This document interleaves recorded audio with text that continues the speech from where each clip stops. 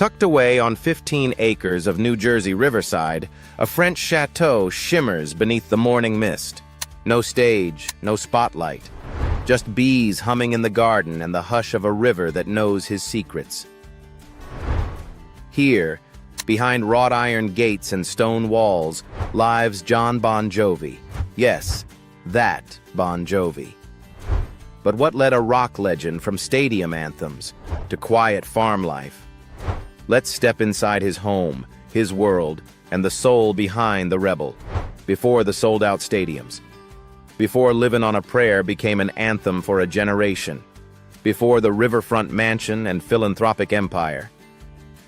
He was just John Francis Bon Jovi Jr., a working-class kid from Perth Amboy, New Jersey, with a restless heart and a beat inside his head that wouldn't go away. Born in 1962, John was the son of two Marines.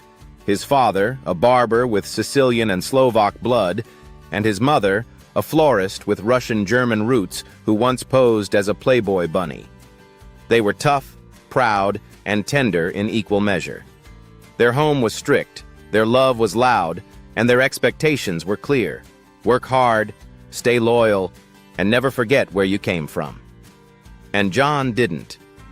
Even as a teenager sweeping floors at his cousin's recording studio or jamming on a beat-up guitar in the basement, he dreamed of something bigger, but not for the fame, for the music. At St. Joseph High School, he was just another Catholic kid trying to figure things out. But when he transferred to Sayreville War Memorial, something clicked. It wasn't just his look, which was already starting to scream rock star. It was his hunger. His belief that maybe, just maybe, the world might listen. In the spring of 1983, that belief turned into a single phone call that would rewrite music history. John called his old friend, keyboardist David Bryan. The plan was simple. Get a band together, cut a song, and see what happens. Bryan said yes. Then came bassist Alec John Such, then drummer Tico Torres, then guitarist Richie Sambora, the final piece of the puzzle. Their first song, Runaway, wasn't just catchy, it was a spark. John hustled that demo tape to every radio station in New York, facing doors slammed in his face week after week. But then, one DJ took a chance. Runaway hit the airwaves and ignited. Suddenly, the dream wasn't just alive. It was on fire. Mercury Records called. The contract was signed. And Bon Jovi, the band, was born. Their early albums, Bon Jovi, 1984, and 7,800 Degrees Fahrenheit, 1985, laid the groundwork. But it was their third album, Slippery When Wet, that detonated like a supernova. With hits like You Give Love a Bad Name, Wanted Dead or Alive, and of course Livin' on a Prayer, they didn't just top charts, they tattooed themselves onto the soul of an entire decade. And the story didn't stop there. 1988's New Jersey delivered more smashes. Born to Be My Baby, Lay Your Hands on Me, I'll Be There For You. They weren't just musicians now, they were a movement. But what's more impressive is what came after the screaming crowds. Instead of fading like many 80s acts, Bon Jovi adapted. They evolved. They grew up with their fans. From Keep the Faith in 1992 to These Days Crush and Have a Nice Day, they stayed relevant, selling over 130 million albums, performing 2,700-plus concerts, and drawing more than 34 million fans across 50 countries. Still, John wasn't satisfied with just being a frontman. He stepped onto the screen. Moonlight and Valentino, U571, Sex and the City, The West Wing. He launched a solo career with albums like Blaze of Glory and Destination Anywhere, diving deeper into storytelling and cinematic soundscapes. In 2009, the world recognized his pen as well as his voice, inducting him into the Songwriters Hall of Fame. In 2018, he stood beside his bandmates in Cleveland as Bon Jovi entered the Rock and Roll Hall of Fame, a moment he called coming full circle. But even at the peak, John never forgot the basement in New Jersey.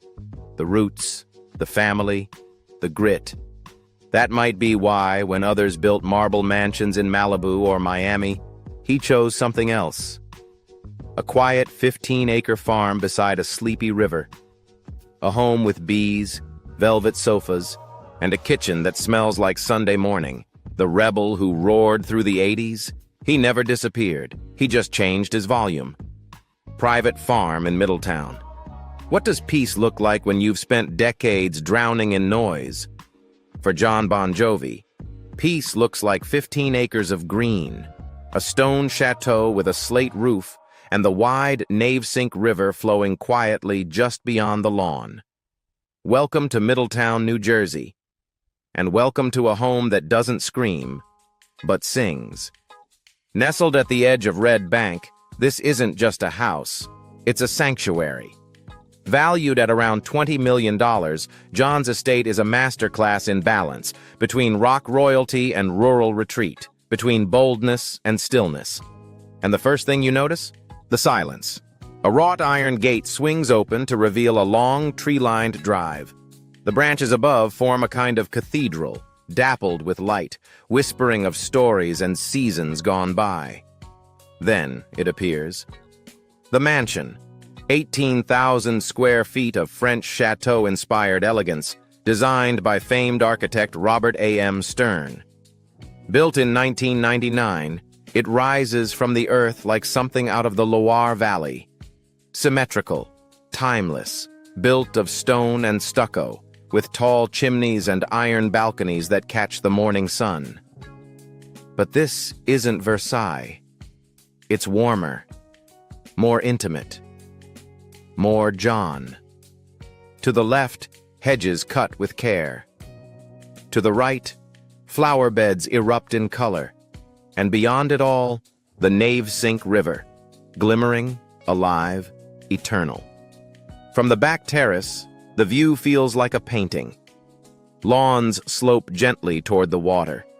A wooden pergola shades an outdoor dining space, the table always ready for breakfast or a bottle of red. A second building, the guest house, mirrors the main estate's charm, offering visitors the same quiet luxury. And then, the bees.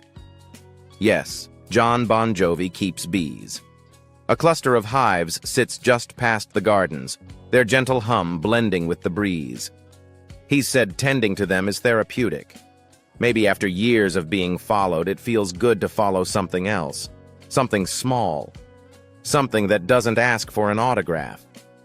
Inside, the home is no less poetic. Step through the grand front doors, and you're met with space and silence. A sweeping staircase, trimmed in wrought iron, curves up like a lyric rising into chorus. The ceilings? Vaulted, high, breathing. The floors? Rich hardwood, soft beneath bare feet. The air smells faintly of cedar and thyme. The main living room is palatial, but lived in. Floor-to-ceiling windows pour in golden light. A towering fireplace anchors the room, while velvet sofas and embroidered tapestries wrap it in warmth. This is where Jon reads, where he writes, where he slows down. Step further, and you'll find the private cinema room. Deep leather seats, a giant screen, the popcorn machine humming in the corner. This isn't just a home, it's a haven for stories, including his own. The kitchen is a chef's dream.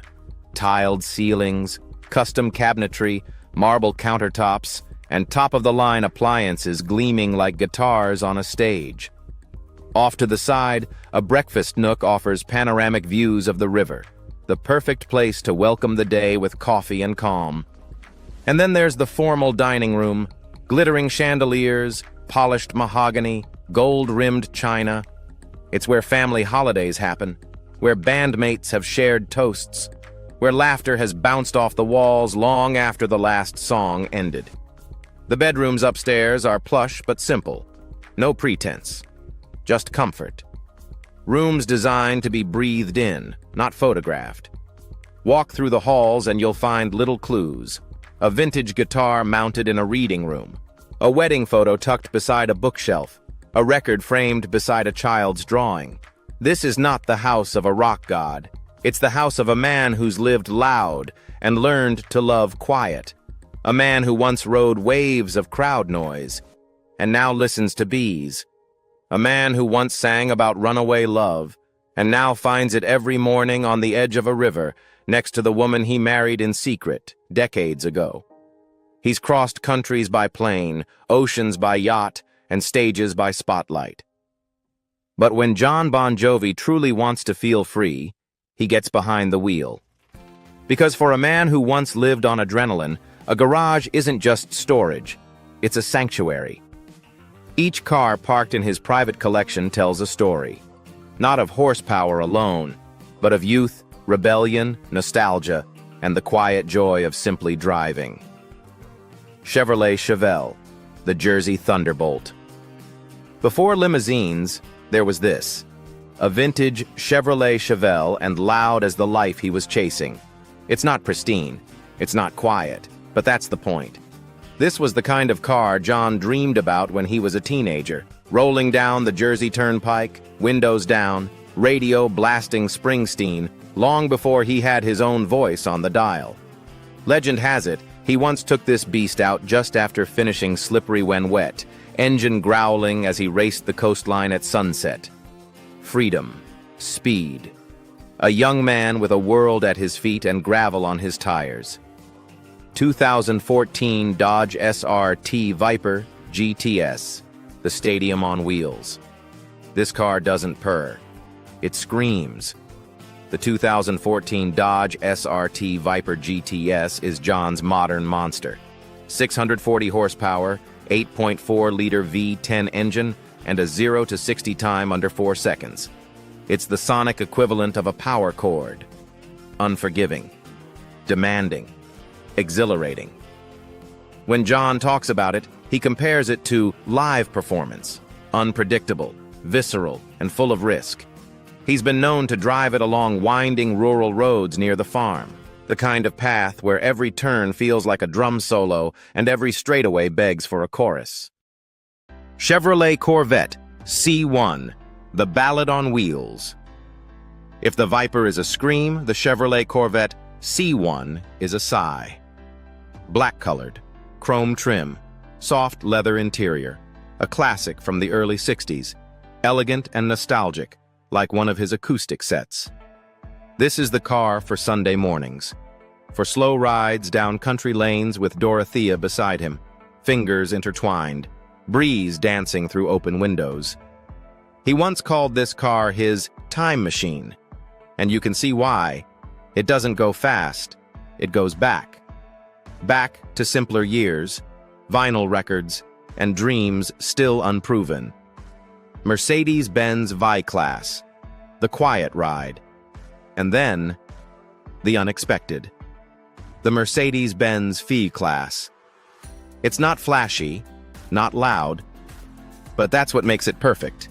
It's the tour van reimagined, sleek, silent, and built for comfort, with space for guitars, notebooks, and the occasional bandmate.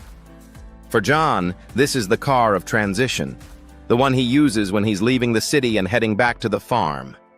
When the boots are off, the suitcase is packed, and the rush of the world is finally beginning to fade. It's the ride of a man who's done it all and chooses peace. They say a man's car reflects his soul. So what does Jon Bon Jovi's collection tell us? That he's still got the rebel inside, the one who once sped down the Jersey Shore with a cassette of Runaway in the glove box. That he's also a father, a husband, a dreamer in his quiet years, someone who values stillness just as much as motion. And that for all the miles he's traveled on tour buses and private jets, the road he loves most is the one he can drive with the windows down, music on, and no destination at all. So, what's the price of a dream? For Jon Bon Jovi, the number is somewhere north of $410 million. But wealth in his world has never been about flaunting. It's about building, stability, legacy. A life that means something, even when the spotlight fades. Still, let's not pretend it happened overnight. His journey to financial freedom began the same place his fame did, with a guitar, a garage, and a fire that couldn't be extinguished. So what does a $410 million fortune buy? A chateau by the river, a garage full of stories, a name that means something long after the song ends. But more than that, it buys the one thing Jon Bon Jovi never had in the early days: peace, and he's chosen to spend it generously. For Jon Bon Jovi, money was never the final verse. It was just a bridge, a way to carry his song into places the spotlight couldn't reach. Because what good is fortune if it can't feed someone else's hunger? What power does a rock star really hold, if not to lift the silence from someone else's struggle? And so, beyond the tours, beyond the fame, Jon built something more powerful than wealth. He built impact, philanthropy. It began, as many powerful things do, with a moment. The year was 2005, and Jon Bon Jovi stood on the stage of the Oprah Winfrey Show, not to promote a new album, not to sing, but to give. A $1 million donation to Oprah's Angel Network. No cameras flashing, no headlines chasing controversy. Just a man who understood that success means nothing if it doesn't lift someone else. That moment wasn't charity. It was a declaration, a new kind of legacy. In 2006, he went deeper. He launched what would become his life's most meaningful project, the Jon Bon Jovi Soul Foundation. Its mission? Clear and urgent. Break the cycle of poverty and homelessness. Not with words, with walls, kitchens, roofs, and jobs. He didn't just write checks. He rolled up his sleeves. In North Philadelphia, he personally funded and supported the rebuilding of 15 homes, restoring not just buildings, but dignity. He believed that everyone deserves a place to come home to, and he didn't stop there. Enter the JBJ Soul Kitchen. A restaurant, yes, but not like any you've seen. The first one opened in Red Bank, New Jersey, just a stone's throw from his farm.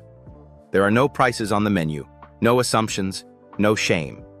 If you can pay, you do. If you can't, you volunteer.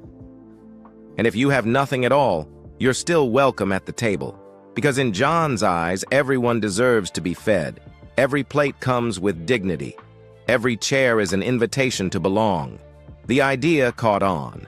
By 2023, there were 4 soul kitchens across New Jersey, from Red Bank to Tom's River, from Rutgers University to New Jersey City University. Each one serving more than food. They serve hope. Hope for students struggling with debt and hunger. Hope for veterans, for families, for anyone who's fallen behind in a system too quick to judge.